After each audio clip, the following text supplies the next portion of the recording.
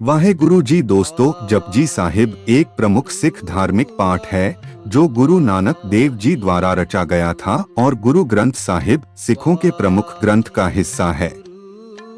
यह पाठ सिखों के लिए धार्मिक और आध्यात्मिक महत्व रखता है। यह पाठ 5 पौड़ियां में विभाजित होता है जिन्हें रोजाना पढ़ा जाता है और इसे सिख समुदाय के लोगों के अंदर इस पाठ का खासतौर पर काफी अधिक महत्व होता है। इसके बारे में आपको पता होना चाहिए।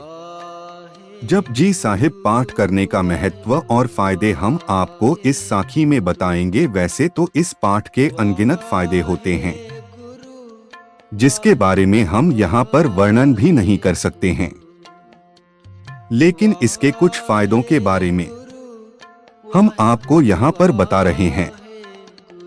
जपजी साहिब पाठ करने के फायदे के बारे में बात करें तो आपको बता दें कि इसकी वजह से आपको मानसिक शांति मिलती है। यह भगवान का पाठ है और ऐसा करने से आपका दिमाग शांत हो जाता है। इसलिए रोजाना जपजी साहिब पाठ रोजाना करना चाहिए। जपजी साहिब पाठ यदि कोई रोजाना करता है तो इसकी वजह से इंसान आदर्श जीवन जीने के लिए प्रेरित हो सकता है, क्योंकि यह जो पाठ है वह महान गुरुओं के द्वारा लिखा गया है। इसकी वजह से यह काफी अधिक प्रेरणा प्रदान करने का काम करता है। आपके घर में सुख और शांति बढ़ती है। यदि आप इस पाठ को करते हैं तो ऐसा करने से आपके घर के अंदर सुख और शांति के अंदर बढ़ोतरी होती है। यदि आपके जीवन के अंदर कुछ अच्छा नहीं चल रहा है तो आपको यह पाठ करना चाहिए। यह आपकी काफी अधिक मदद करेगा और जीवन के अंदर सुख आएगा।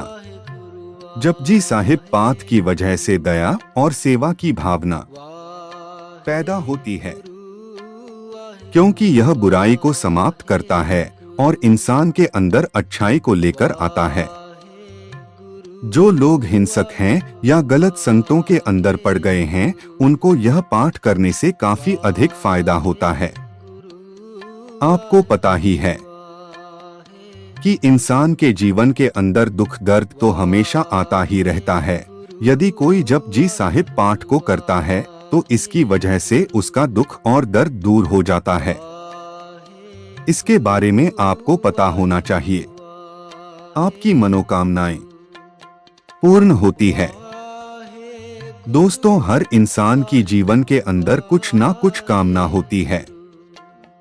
यदि आपकी कोई मनोकामना पूर्ण नहीं हो रही है तो फिर आपको यह पाठ करना चाहिए।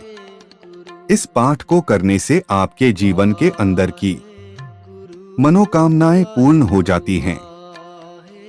जे को मन जाने मन कोय 15 पंच परवान पंच प्रधान पंचे पावे दरगहे मान पंचे सोहे दर राजान पंचा का गुर एक ध्यान जे को कहे करे विचार करते के करने नाही सुमार धौल धर्म दया का पूत संतोख थाप रखिया जिन सूत जे को बुझे होवे सचियार धवले ऊपर केता भार धरती होर परे होर तिस्ते भार तलय कवन जोर जिये जात रंगा के नाव सबना लिखिया बुरी कलाम एहो लेखा लिख जाने कोय लेखा लिखिया केता होए केता तान सुआले हो रूप केती दात जाने कौन पूत कीता पसाओ एको कवाओ तिस्ते होए लख दरियाओ कुदरत कवन कहा विचार वारिया न जावा एक वार जो तुध भावै साई भली कार तू सदा सलामत निरंकार 16 असंख जप असंख भाव असंख पूजा असंख तप ताओ असंख ग्रंथ मुख वेद पाठ असंख जोग मन रहे उदास असंख भगत गुण ज्ञान विचार असंख सती असंख दातार असंख सूर मुख भक्सार असंख मोन लिवलाए तार कुदरत कवन कहा विचार वारिया न जावा एक वार जो तुध भावै साई